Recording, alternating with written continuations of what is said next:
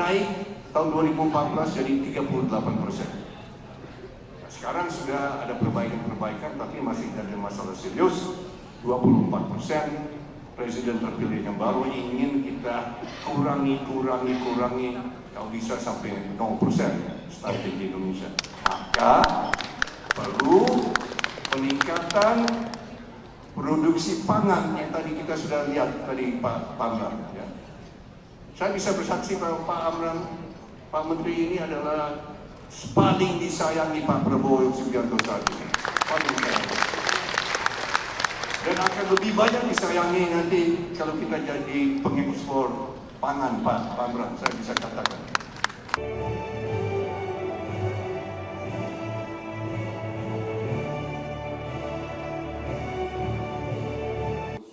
PSMTI, Pak Widianto, kawan saya. Ini ada anekdot Pak ya, ini cerita. Saya sudah diproses 2 kali Pak. Saya pernah ikut serta proses swadaya sembada itu. Saya bersaksi tahun 84, 85. Saya seorang pengusaha sudah lama. Saya kira saya lebih tua dari banyak di sini ya. Mayoritas di sini itu bocah-bocil di sini saya lihat. Termasuk Pak Amran. Saya bersaksi Pak Menteri, tahun 85 Indonesia eksportir beras. Antara lain ke negara-negara seperti Vietnam. Tahun 85, Indonesia membantu negara Vietnam dengan ratusan ribu ton beras. Tahun 85, itu 83, 84, 23, 83, 84. 85, 86, Vietnam mau kembalikan pinjaman beras. Indonesia kelebihan beras, Pak Amran. Bulog itu gudang-gudang penuh dengan beras. Sewaktu itu saya punya gagasan. Kalau Indonesia tidak perlu beras, Indonesia jual ke negara lain. Saya waktu pelakunya Pak. Saya jual beras Bulog ke negara tetangga namanya Filipina. Dan kita dibayar, dengan uang itu saya bayar ke Bulog Pak. Waktu itu. So waktu itu perdagangan internasional kita lakukan karena Indonesia eksportir beras Pak. So nanti kalau nanti Indonesia kelebihan beras Pak, saya menawarkan jasa saya Pak untuk Bapak. Kita ekspor ke negara-negara lain Pak. Banyak negara yang perlu beras dan beras kita Pak. Saya bisa ulangi pengalaman saya tahun 85-86 Pak. Saya berbangga waktu itu. Pengusaha Indonesia ikut perdagangan internasional. Kita jual beras Indonesia dari Vietnam, kita jual ke Filipina, uang kita kembalikan, saya bayar kembali ke Pak Bustanil Arifin waktu itu Pak. Itu pengalaman Pak. Dan waktu terbatas yang diberikan Pak Widianto, saya mau sampaikan kepada para hadirin bahwa saya seperti Pak Amran, kami sangat optimis akan masa depan bangsa kita. Tadi Pak Amran sampaikan bonus demografi.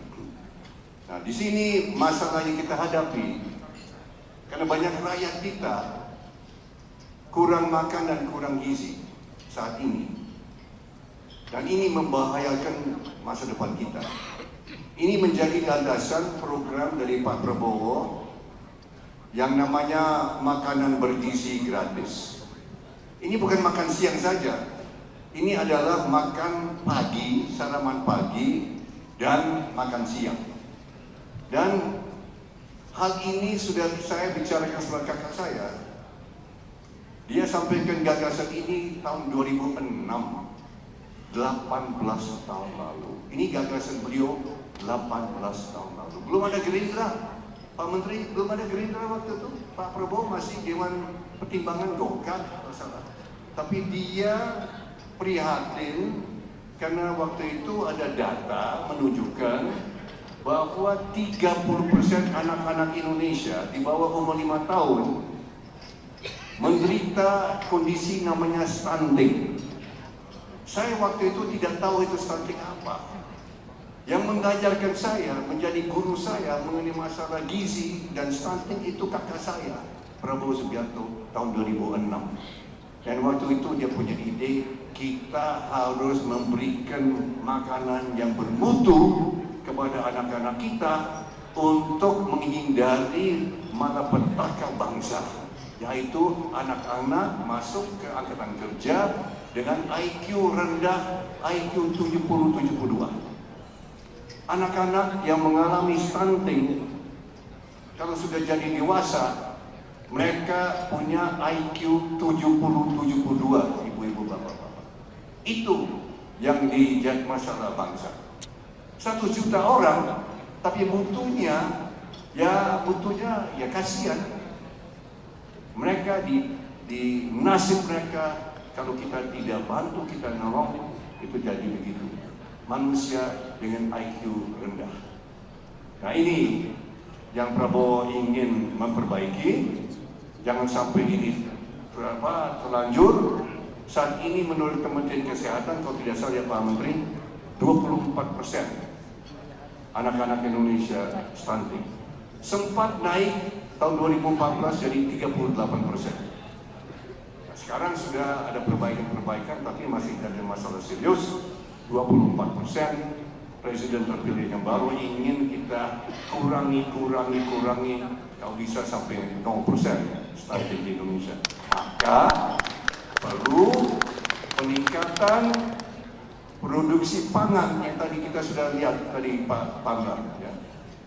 Saya bisa bersaksi bahwa Pak Amran, Pak Menteri ini adalah paling disayangi Pak Prabowo Subianto saat ini. Paling disayangi. Dan akan lebih banyak disayangi nanti kalau kita jadi pengekspor pangan Pak Amran, saya bisa katakan. Luar biasa. Ini program luar biasa, kita dengan teknologi dan lain-lain luar biasa. Nah, ada beberapa secara singkat, secara ringkas saya mau sampaikan, karena saya lihat di sini ada banyak 80% ya pengusaha, ada juga anggota DPR, ya. Mungkin tanggal 1 ya akan dilantik bersama anak saya juga akan dilantik, insya Allah tanggal 1. Saya juga diundang, tapi disuruh duduk di luar, Pak. Gak ada tempat untuk orang tua. Ya, gak ada tempat orang tua di dalam. Pelantikan itu khusus untuk DPR. Nah, ada beberapa program yang ingin dilaksanakan Pak Prabowo. Selain dari makanan gratis, di pangan itu nanti dilaksanakan Pak Menteri, Pak Amran. Ada suatu kementerian baru akan didirikan kembali, yaitu Kementerian Perumahan. Tadi saya lihat, saya ketemu dengan mantan Ketua Umum REI, kalau tidak salah ya. Salah satu program yang Pak Prabowo ingin jalankan, karena ini program sangat serius. Menurut pemerintah, saat ini ada hampir 11 juta keluarga menunggu rumah layak huni. Hampir 11, kalau tidak salah 10,7 juta. Itu menunggu antrian Pak Menteri. Yang dilaksanakan sejak 10 tahun hanya 200.000 unit Pak Menteri.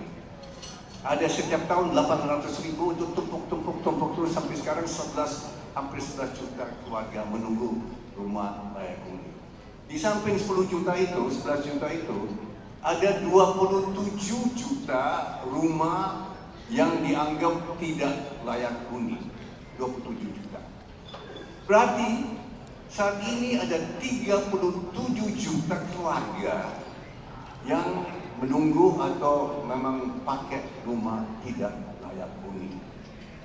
Nah, kalau tidak layak huni berarti tidak sehat, karena tidak ada akses air bersih, tidak ada akses listrik yang cukup, banyak yang pakai lantai-lantai berupa tanah, itu banyak cacing-cacing. Ini bisa berakibat kepada anak-anak dengan stunting, karena stunting bukan hanya masalah gizi, tapi masalah lingkungan juga. Kalau anak-anak kecil kita minum air kotor dengan bakteri, dengan virus dan sebagainya, bisa mengakibatkan diare dan sebagainya. Maka Pak Prabowo sudah putuskan program besar, Program besar ini 2 juta unit rumah di pedesaan setiap tahun dan 1 juta unit apartemen di perkotaan setiap tahun. Dan orang banyak yang skeptis, ragu-ragu, apa kita mampu dan sebagainya. Saya bisa katakan dalam hal ini kita mampu, dana akan ada, kita akan bangun. Saya berapa kali sudah keluar negeri, saya sudah 2 kali ke Beijing. Kemarin saya pulang dari Qatar, ketemu dengan investor, ketemu dengan yang ingin berikan finance. Dari China sudah siap, dari Timur sudah siap, banyak sudah mau bangun rumah-rumah untuk rakyat miskin kita. Karena ini bukan hanya amal saja tapi menguntungkan, tapi ini adalah untuk rakyat miskin kita. Terus ditanya bagaimana pengadaan lahan.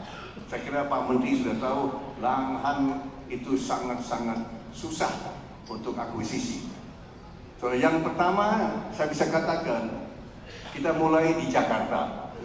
Di Jakarta ternyata ada perusahaan daerah namanya Pasar Jaya. Pasar Jaya memiliki 153 pasar. Ini sebetulnya sudah ide lama, tapi ternyata kepala daerah yang lama banyak omong-omong Pak Aman. Banyak no action talk only.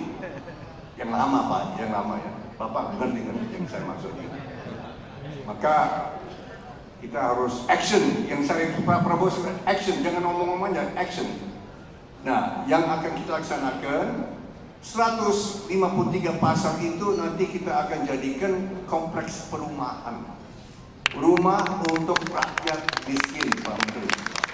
153 pasar, kita akan bangun 153 kompleks pasar-pasar itu di banyak. Nanti pasar-pasar itu nanti untuk pedagang kecil, menengah, dan koperasi itu nanti pakai tetap. Yang akan bangun nanti kontraktor-kontraktor. So kalau ada bapak-bapak di sini yang hadir, yang anggota Gapensi atau anggota apa kontraktor silakan nanti bisa ikut partisipasi membangun gedung-gedung. Kita mau bikin seperti Singapura. Kalau Singapura Pak Willy, Singapura saya ketemu dengan HDB. Saya pernah ketemu dengan HDB Singapura, pemerintah Singapura untuk bahas perumahan ini. Mereka baru selesaikan 1 juta unit apartemen baru tahun ini. Kita mau bangun 1 juta unit apartemen setiap tahun Pak Willy. Itu bedanya. Singapura 1 juta unit apartemen dalam 40 tahun pembangunan. Kita mau bikin 1 juta apartemen setiap tahun. Itu bedanya. Indonesia negara besar Bapak-Bapak Ibu-Ibu. Indonesia pasar besar. Pasar untuk bapak-bapak, ibu-ibu pengusaha. Ini saya amat yakin. Dan begini, kalau bapak-bapak, ibu-ibu lihat target Pak Prabowo itu 8% per tahun, saya bisa katakan itu target 8% minimal. Itu floor. Kita ingin di atas itu. Dan 8% itu, menurut tim transisi waktu menghitung, itu 8% itu di luar perumahan, Pak. Di luar perumahan. Dan kita sudah pelajari pengalaman di China. Betul sekarang, sejak 7 tahun di China, sektor perumahan, real estate mandek. Ya, betul Pak. Ya, bapak-bapak mungkin ikut juga ya, invest di China ya. Mandek. Maka Indonesia akan jadi tempat untuk perumahan dan real estate. Kenapa? Karena saat ini Pak Menteri, saya baca dan saya lihat sudah pelajari, perumahan saat ini merupakan 14% dari GDP kita, Pak. Dengan pengalaman China pernah mencapai 25%, Pak. Perumahan itu 25% dari GDP China, Pak, selama 35 tahun, Pak. Dari zaman Deng Xiaoping yang saya kagumi, Pak Teguh. Saya paling kagum sama Deng Xiaoping. Prabowo juga kagum sekali sama Deng Xiaoping. Dan di tahun 82 dia mulai, ya 82-83 mulai di Shenzhen dan di tempat-tempat lain, sampai 2017 pemerintah China 25% itu dari perumahan dan konstruksi. Indonesia sekarang 14%, Pak Menteri. Nah, dengan perumahan ini, program kita ini, kita ingin mencapai juga 25%. Maka kita sangat optimis, kita bisa tambah 1% lagi dari perumahan dan konstruksi. So ini ke kawan-kawan yang ikut dalam perumahan, real estate, ini sangat kabar baik. Pemerintah akan betul-betul dengan mendirikan Kementerian Perumahan dengan Menteri Perumahan yang khusus menangani hal ini. So ini suatu hal dan saya bikin saya optimis. Ada juga program-program lain, misalnya penyebarluasan internet. Ini kita ingin internet sampai ke rumah-rumah orang miskin juga, bukan hanya orang kelas menengah ke atas. Ada program-program yang nanti, dan ini menurut McKinsey, konsultan internasional, McKinsey sudah menyatakan bahwa setiap 10% rumah tangga yang dapat akses ke internet murah, ini bisa menambah 0,7 sampai 1,3% GDP, Pak Menteri. So ini kalau kita tambah ini di atas perumahan dan 8%, saya kira kita sudah mendekati 10% growth setiap tahun, Pak. Dan saya yakin bisa 10-15 tahun kita bisa 10% ke atas. So, saya sangat optimis. Maaf, saya ditunggu cucu saya, Pak Beli, saya nggak bisa lama.